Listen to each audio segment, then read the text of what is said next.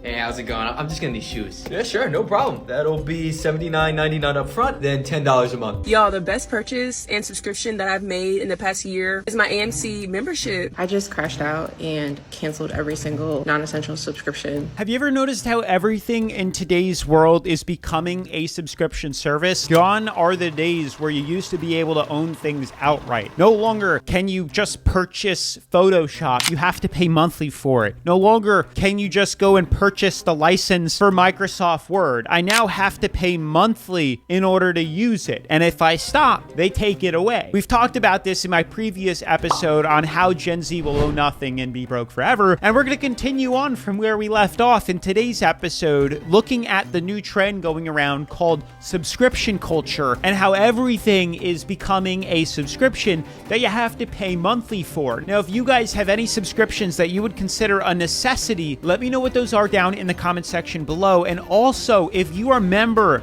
anything that back in the day you used to be able to own that now today you have to pay monthly for, like they took that option away, let me know what it is down in the comment section below. Otherwise, let's get right into today's episode. Do y'all ever think about how everything in our world is literally a subscription to something?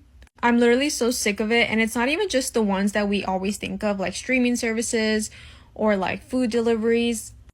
I've never thought of food deliveries as just a general subscription. I know they offer like subscriptions, like they offer memberships, and memberships have been around forever, but maybe that's what she's talking about. But last I checked, there's no paywall to use Uber Eats or DoorDash.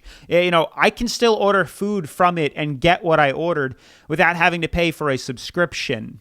It's also the things that we need to survive and not get punished. So for example, insurances, car, homeowners, health, life, like there's so many types of insurances. And then there's rent, utilities, phone bills. Like at what point does it stop? And in theory, some of the services that these insurances would provide in case of emergencies seem nice, but in reality, that's not the case. They're always finding ways to be greedy and deny things. And I just keep thinking how our generation will not have anything to show for the work that we've been doing throughout our years. Because even the things that you can subscribe to temporarily and then eventually own it like a house is just not within our reach anymore. And companies now are getting more creative and greedy in terms of how they can make you subscribe to a product that didn't need a subscription before, like printers. I understand her point. I think she's a little bit confused by saying, oh, you temporarily subscribe and then you can own it like a house. No. Granted, that's been around forever. I don't think there's ever been a time where you would not pay monthly for your house or not pay monthly for utilities. And when it comes to phone bills, that didn't exist. They didn't have phone bills back in the day. They didn't have internet back in the day. That's a service that's now offered in today's world. And I guess because it's a service and not a physical, tangible thing, and you want to keep using it every month, you're paying a service monthly to have it. You don't have to have internet in your house, but the way the world works today, you kind of need to. But this goes back to what Jack RLP said, and I really like that quote. He said that basically a rich man is a man with no bills. And listening to that advice, something that I have been doing is trying to cut as many monthly bills down as I possibly can because it ends up freeing up cash flow. And I think cash flow is such an important tool when it comes to building wealth. Think about it. Instead of getting a paycheck and everything immediately leaves to cover these costs, which you guys probably don't even realize how many things you're buying that you don't actually need, you could have that money and use it to work for you. You can now invest. You can now spend your money differently. You can now save for opportunities that you might not once be able to afford because you didn't have the money for it. Anywho, moving on, I want to read a couple of your comments that you left on my previous episode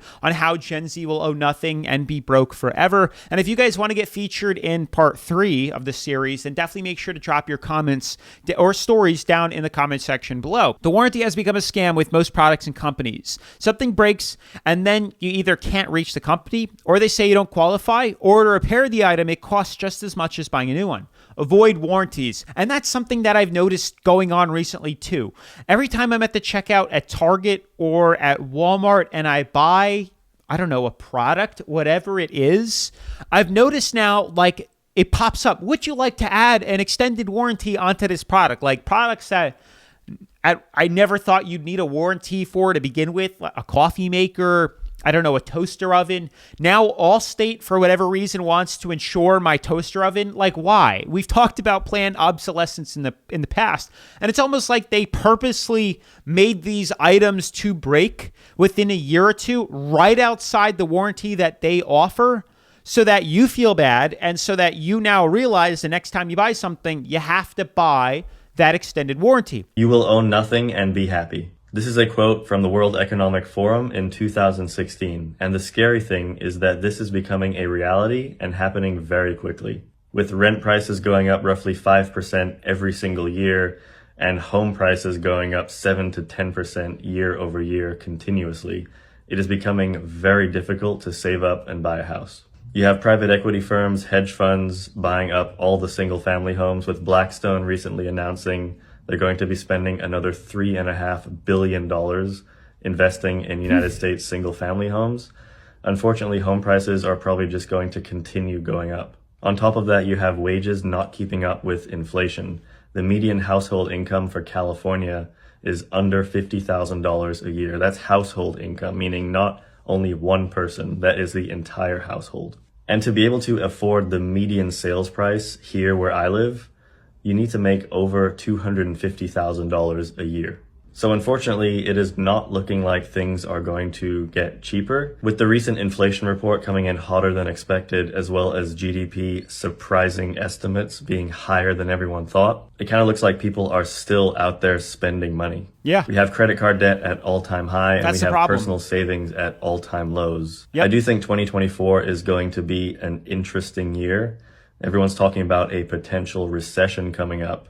And usually what happens is the stock market will crash, but more often than not, real estate prices actually go up. Because during a recession, it is a run for safety. And with more private equity firms buying single-family homes than ever before, it seems like it's an investment that will just continue to get more and more popular. They can turn them into rental properties and cash flow on every single purchase. Follow me for the side of real estate nobody talks about.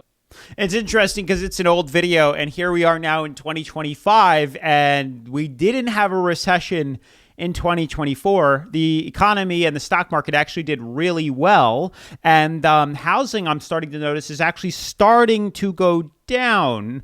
People had overpriced their houses for the past several months, and now, at least where I'm looking, houses are starting to come back down, and the correction that maybe people were thinking that was going to happen actually happened in 2025, just a couple months ago, and the stock market. But even with all that, housing is still pretty much unaffordable, and here we are finding out why, that we have companies like BlackRock, these multi-trillion-dollar companies, buying up all the single-family houses and turning them into rentals. So that's lovely. Modern-day slavery. At this point, I look for things that work with no Wi-Fi. And that's crazy, too, because I live in a rental apartment, and the things that I have, fortunately, don't have all the gadgets and gizmos. But I'll tell you, all of the appliances just break constantly. This is a brand new rental apartment. I've been living in it pretty much since the place got built.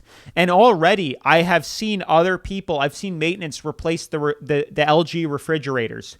It's only been 3.5 years. Why are LG refrigerators crapping out in less than 4 years? That's crazy. Washing machines are breaking. Dishwashers are breaking constantly. Why? Things back in the day used to last more than 4 years. Why is everything now breaking constantly? And in regards to things with no Wi-Fi, my parents are looking for a new stove. And they said they can't find anything at Home Depot and Lowe's because they all have built-in Wi-Fi into it.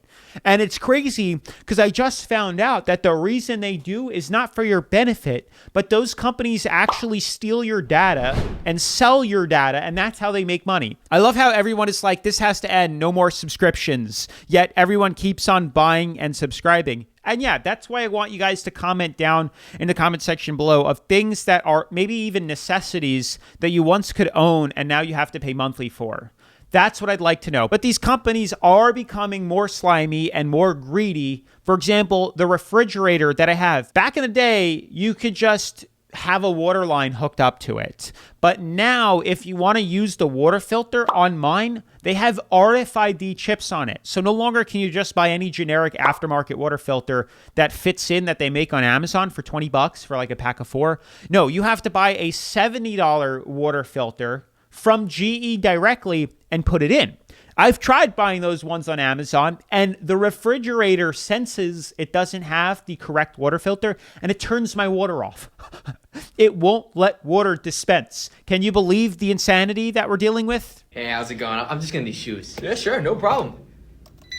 That'll be $79.99 up front, then $10 a month. What? They're shoes. There shouldn't be any monthly payments. Well, we do have a payment plan. No, I don't need a payment plan. I just want one-time purchase. That's all. Can I get it any cheaper? I might be able to get you a discount. Okay. Do you have a bank account with us? No. Why the hell would I have a bank account with a shoe store? I don't know. You know what? I'm not gonna buy the shoes, but A bank I account. will take the sweatshirt. Okay. Yeah, okay, no problem, no problem. It's so true, though. It's hysterical. It's all starting to come back to me. Everything now has stickers in the window of Klarna, buy now, pay later, Affirm, Afterpay. Everything can be a monthly subscription. And we were just talking about that in a previous episode on the channel. So if you haven't checked that or watched that one, I highly recommend you watch that too. But he just said, oh, well, do you have a bank account with us? No. Why would I have a bank account with a shoe store?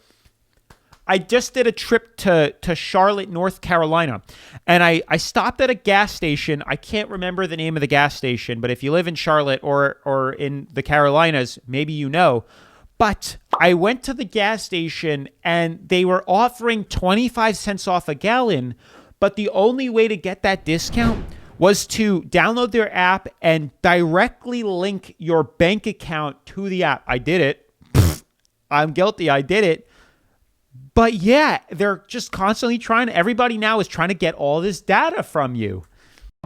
That will be about $15 every time you put it on. What? How are you even gonna keep track of that? Well, we have this new thing called AI. Fine, forget the And pretty sweatshirt. I'll just get the bag of chips here. Okay, cool. That'll be free the first year, then $15 a year after that. What do you mean free the first year? I'm gonna eat them now. That's just how it is. You know what? Just get rid of the chips. I'm not that hungry. Sir, you're buying chips from a store that shouldn't be selling food. I know you're hungry. Fine. I'll buy them. Okay, great. So we do have a warranty plan. Oh. If you're interested. Yep, that's pretty much how the world is going. We have unmanned kiosks and self-checkouts that are asking for tips.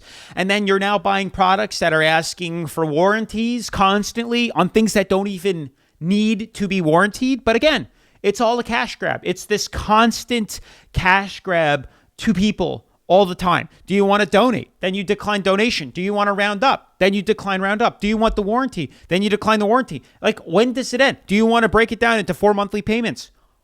Just leave me alone and let me purchase it. It's insane. I got another story for you. I bought a coffee maker about a year and a half ago at Walmart. Barrymore, I think. Drew Barrymore coffee maker. $30, $40, whatever it was. Went to checkout. It obviously asked if I need to buy the Allstate warranty on a coffee maker. Like, why? It doesn't make any sense. Well, come to find out, my coffee maker that's supposed to keep my coffee warm and brew my coffee is rusting. In what world would a coffee maker rust?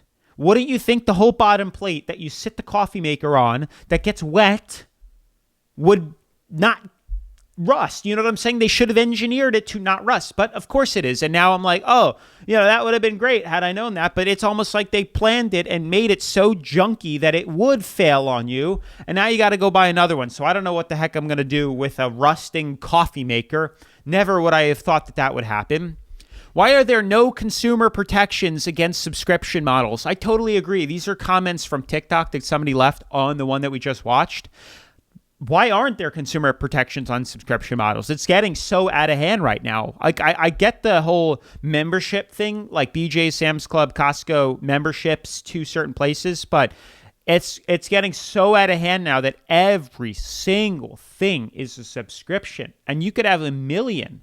I don't even want to list them. I'm not even going to list them all. You will rent everything and own nothing. Mentality of private equity will destroy the country. Yeah, this is a step above capitalism, guys. This is like, now we have these ultra billion trillion dollar corporations that are in charge that never were many years ago, but now they've gotten so big that they can pretty much make their own rules and their own laws, and they are their own governing body. Adobe has trapped its customers, and we are going to make them pay for it. That is the message the Department of Justice has now put out there. And Adobe, for those that might not know, is the company behind just so much creative software, right? Photo, design, video. Adobe's got it. And that's a key thing because Adobe's allegedly deceptive practices around its subscription model. That's what this is all about. The DOJ and FTC alleging that for years, Adobe has harmed consumers by enrolling them in its default, most lucrative subscription plan without clearly disclosing important plan terms. Basically, when you sign up to a monthly subscription to Adobe software, you're agreeing to a year-long commitment. If you want to break that commitment, you'll get charged an early termination fee or an ETF that can amount to hundreds of dollars. And according to the complaint, Adobe clearly discloses the ETF only when subscribers attempt to cancel, turning it into a powerful retention tool that traps consumers in subscriptions they no longer want. But the document also noting that when you sign up, Adobe hides these terms in the fine print and behind optional text boxes and hyperlinks, with one of the big claims there being that these disclosures are intentionally designed to go unnoticed. So follow to stay in the loop. You're kind of at the mercy of this business. They hide all these crazy fine terms and terms and conditions because they pay a whole line of lawyers and attorneys to write out crazy contracts and terms and conditions that obviously you don't read. You're not an attorney. You don't understand it. And even if you did read it, you probably wouldn't understand it. Why would you know to read this? Why would you know to understand it? You're not an attorney. You're a typical person that works a 9 to 5 that takes care of their family. You don't do this for a living. An attorney does this for a living, is writing contracts and going to court for a living. This is their market, their game. And you're just kind of accidentally falling into it. And that's how they screw you. That's how all these big companies do it. Buying a Ring camera and then having to pay a subscription to actually see. Well, you have to buy a subscription? Wait a minute, y'all. Hold on. Wait a minute. You telling me I bought this hoe for no reason and I gotta buy a subscription? Oh my gosh. Why is everything a subscription? I bought this and I paid to buy it and I gotta pay a month? Oh my gosh.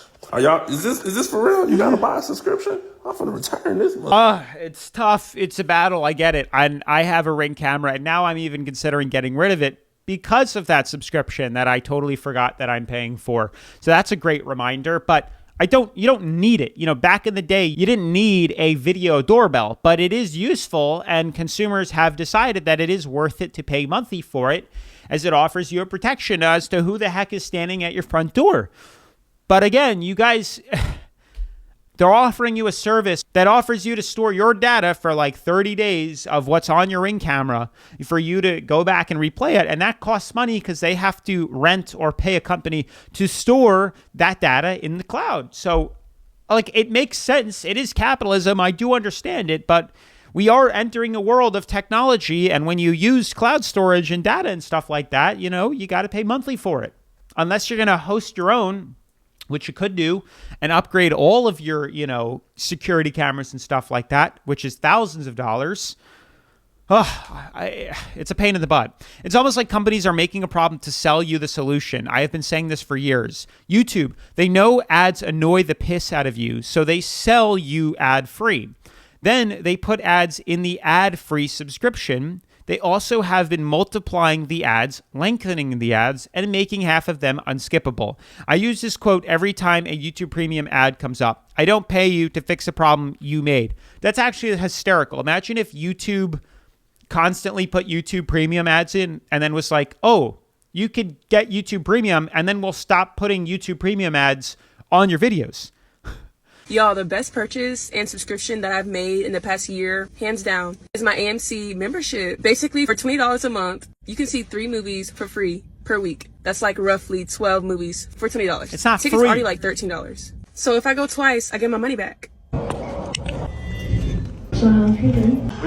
And this is why I'm asking you, what do you guys consider a necessity and what do you guys consider not a necessity when it comes to subscriptions? But it's a way companies have realized to make more money by offering subscription. Most people don't even use half the perks that come with it. Like credit cards that offer yearly subscriptions, and then you end up not even using the subscriptions that they offer. Amex offers all these perks that you get, and I'd say 90% of the people that have Amex cards don't actually use it to its full potential. Probably the same thing with these movie subscriptions too. But if you told people 50 years ago, oh, by the way, there's a subscription now to go to the movie theater, they'd be like, what are you talking about? Most Americans underestimate how much they spend on subscriptions by at least $100. And the average person has 12 subscriptions and pays $219 monthly. So if you feel broke, try reviewing all of your subscription charges. Maybe you cut them all out, or maybe you just limit yourself to one streaming service per month. Now be honest, can you even name all the subscriptions you pay for off the top of your head? All right, let's try it. Everybody drop your subscriptions down in the comment section below. I'm going to try to think. I have the stupid iCloud, which I might get rid of, that you pay $1 a month for. I have Apple Music. I have Adobe Photoshop, which I use for YouTube. I have the Ring doorbell. This is getting scary now. What else do I have? My dad bought me the Harbor Freight membership, but he bought it for me for my birthday, so that was a way to get rid of that. We have Netflix. We have Amazon Prime. This is getting scary. I'm already at 7. I might have to reduce some of these, and I am sure there are more that I don't even think about. The future. Dear customer, your subscription to Life is expiring in 7 days. Would you like to renew your subscription? There was legit a Black Mirror episode on that. I don't remember which one, but I remember watching something like that. Car subscriptions should be illegal. Yeah, in the last episode, we talked about how car manufacturers are getting ready to start implementing or talking about implementing subscription services. Oh, you want your heated seat turned on? Well, you got to pay monthly.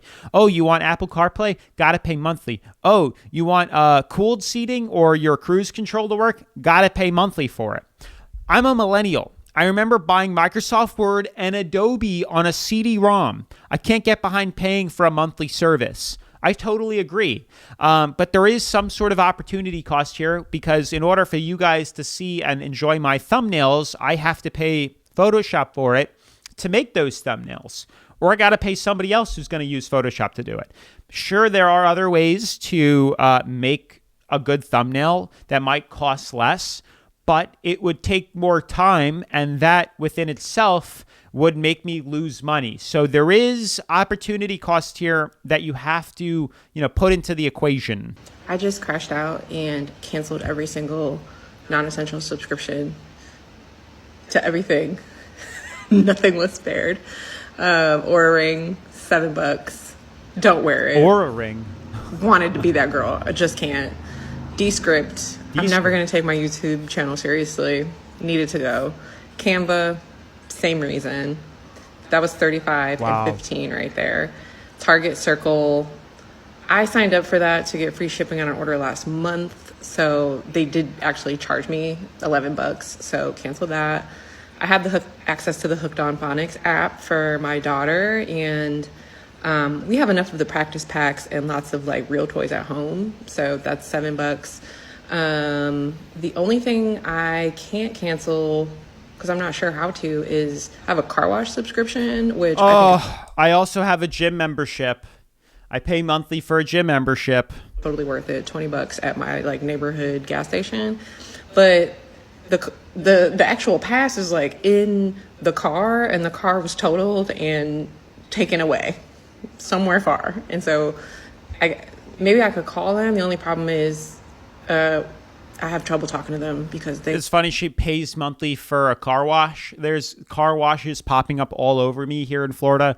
I just put in a different email and they give me a free complimentary car wash. They advertise it every other day on my Instagram, or it's a different car wash that pops up. So I enter that email back into that, and then I get another free car wash. I don't pay for that stuff. I try to reduce all these subscriptions as much as possible, and then I'll try to justify why I have certain ones later on. Only speak Spanish, and my Spanish is not that good yet. And then Hulu. I just got to make sure Hulu isn't connected to any kind of football or anything like that my husband watches. But all of that saved me $120 a month. Jeez. I bought back almost 2 hours of my life at work. Wow. I should have did this sooner. Yeah, guys, go through all your subscription services. Try to cancel as many as you can. There are some luxuries. There are some that we could justify. And also, if you are broke and have no money, you probably shouldn't have that many subscription services. And then when you get out of being in debt and you have more money and you have an emergency fund saved up, then you can give yourself some of those luxuries back. Why do I pay for a gym membership? Well, because I take my health very seriously and I get a much better workout in a gym, and it's like my little social escape because I work from home and I don't see anybody for 13 hours out of the day. So that's my little escape for that. I work out every single day. The Amazon I pay for because I like to work on cars and I like to buy certain things and products and that aren't in the stores, or if they are in the stores, they're more expensive and they're farther away, and then I have to pay for gas. So I kind of save a lot of money in my mind. I'm trying to justify it, paying for that Amazon membership. Maybe I spend more because of it, but in my mind, I save a lot more using that because I would end up buying it anyway. I also remember I have an American Express credit card or charge card that I pay yearly for, but it's about $100, and I pay for the green card because there's no limit on it. And there are some perks to it, like clear and stuff like that. Certainly a luxury, and I don't need it, but just trying to justify my reason for it. Netflix, I don't have cable, so that's why I use Netflix. Phone bill I pay yearly for because it's a phone. I pay for the cheapest internet. Why? Because I need to upload my videos and it makes me more money that way. I could cancel the internet and then I'd have to go, drive to the coffee shop and upload it there every single day, which is, again, a nuisance. But if I was really desperate and trying to save money, I would. Why is everything a subscription these days?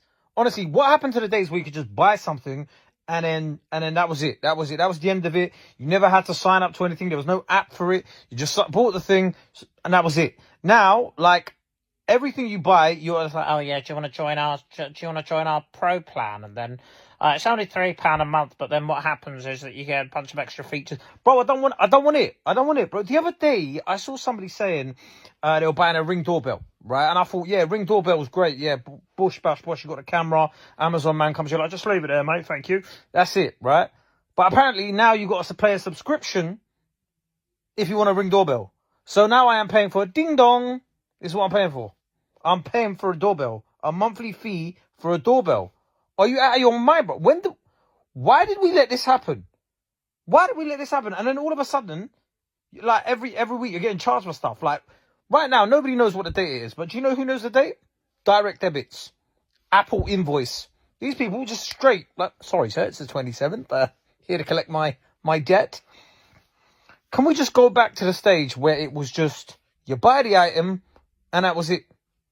We are being taken for mugs. No, we need to riot, bro. See, I agree, but, the Ring doorbell is more than just a doorbell. It's a security service and practically an alarm system, and that, for as long as I've known, has always charged a monthly service for it. And that's why I will forever try to buy as much stuff as I can outright and not pay a subscription for it. If you had to cancel all of your subscriptions besides 3, what 3 are you keeping? I'm only asking because I have the right answer. Amazon Prime is a lock. I forget that this is even a subscription. It's more like a basic human necessity. And with that, you get Prime Video. You can find anything on Prime Video. I was scrolling the other day and found 2 hours of uncut footage of human childbirth. Number 2 has to be YouTube Premium. With this, you get YouTube Music, no ads, and you could play the video while your phone is locked. And finally, all the mainstream stuff that you can't find on Amazon Prime Video, you can find on Disney+. Honorable mentions to Spotify Premium, YouTube TV, Dash Pass, and HBO Max. I don't want to hear anything about Hulu, Netflix, absolutely not. I wouldn't use any of those, but you guys have told me in previous videos too that you don't need an Amazon Prime membership to get free shipping. If you spend over $25, you can get free shipping on a lot of stuff. Now, my question to you is that the only gig to get 2-day free shipping? If I cancel it, will I get more? Will the items be more expensive? That's my question. Are the items on Amazon Prime cheaper because it's Amazon Prime, or is the only difference just free shipping? If that's the only thing, then I'll probably end up canceling it. And if you guys can help me out with a Ring camera that I can see for free, like a doorbell camera that doesn't cost me monthly, also chime in and let me know down below as well, because I try to remove both of those. I refuse to pay monthly for Spotify or any streaming service for that matter. It's because it's so much cheaper to pay yearly grabbing the gift card. This is actually something I do every year. I've done it with Netflix, loading a year's worth of service as a credit onto my account. And it's just something I do mainly because I hate monthly subscriptions. I don't like paying more for something I can get cheaper, but more importantly, I never like the idea that subscriptions in general get first dibs on our hard-earned cash. By grabbing the Spotify gift card, I get to enjoy 12 months of ad-free music, podcasts, and audiobooks, paying just a flat $99 for the year versus the $172 I would have spent for the year if I opted for the monthly individual plan. That's an extra $73 I didn't have to spend, and it's one less monthly bill to deal with. Now, can you see why I do this every year? I like it, but I don't know if it's cheaper for everything. I'm going to go check after this video and see if there's even an option to buy Netflix for a year, and if it's cheaper than paying monthly for it. Because if it is, that's a great way to save, because in general, that is how you can save money. If you pay for your phone plan outright in a year, it's cheaper. If you link, for auto pay because they want their money, it can be cheaper monthly. And if you pay for your car insurance outright every 6 months, that will also be cheaper. Not every industry can really do a subscription model, really. Let's take a look at other industries. Here's some industries. Software, we got Adobe. Beauty, we have Birchbox and Ipsy. You can literally rent the dress they're wearing, Hollywood, $3,000 dress for $100 a day. Or you can ask them to send you clothes every single month. You give them the size, your flavor, what you like, $300 a month. Every month something's being sent your way. And by the way, I've been in the insurance space for a long time. Why do you think these businesses are worth as much as they do? Because insurance is what? Reoccurring. Auto insurance, reoccurring. Health insurance, reoccurring. What I think that corporations and politicians are failing to understand is how much people are getting annoyed with our current iteration of capitalism in the US. Not only is it getting more expensive to do stuff, but it's getting harder and harder to do stuff. And what I mean by that is, think about the subscription economy. Instead of buying something and paying once, you are now being charged monthly for so many things, right? Or every single business having its own app. So in order to get something done, you need to download a new app. Both of these things are symptoms of shareholder capitalism, which is the idea that companies need to squeeze more and more money out of their customers in order to create more value for their shareholders, aka it's just the endless pursuit of profit. But I think there's a ramification that these companies didn't anticipate, which is that they are freaking annoying us. And a lot of people are simply opting out. They're saying, this is too hard to do, or clearly not enough people. This is too continually expensive, and I'm just gonna not. And I really do think it comes down to annoyance. It's getting so annoying to do things that people are just more and more opting out. Yeah, and that's going to be it for today's video. But if I have one word of advice, Dave Ramsey said it first, but the borrower is slave to the lender. My goal is to reduce as many governing figures as I possibly can. Reduce that amount to be dependent on something. Try to be as independent as you possibly can. Instead of relying on a service to get you your food and groceries, go do it yourself. If you want it done right, do it yourself. And I totally agree. And the more you implement and follow that rule, I think overall, the happier you'll be and the more money you will save. No longer do I pay for people to work on my car, and I'm trying really hard to save up as much as I can to buy a house so that I no longer am at the mercy of the apartment complex to constantly raise my rent every single freaking year, because it's ridiculous. And I'm just never going to be able to get ahead of the curve. So that's another way I am trying to take control back of my life and my spending. So hopefully this video helps, guys. Let me know your thoughts on this whole subscription culture down in the comments section below. What's a necessity? What's not? What's a luxury? And let me know how I can reduce some of those expenses in my question on Amazon. But with that being said, definitely make sure to smash the like button, turn on post notifications. And if you haven't already seen my previous episode on how Gen Z will owe nothing and be broke forever, definitely make sure to check it out right after this. Peace.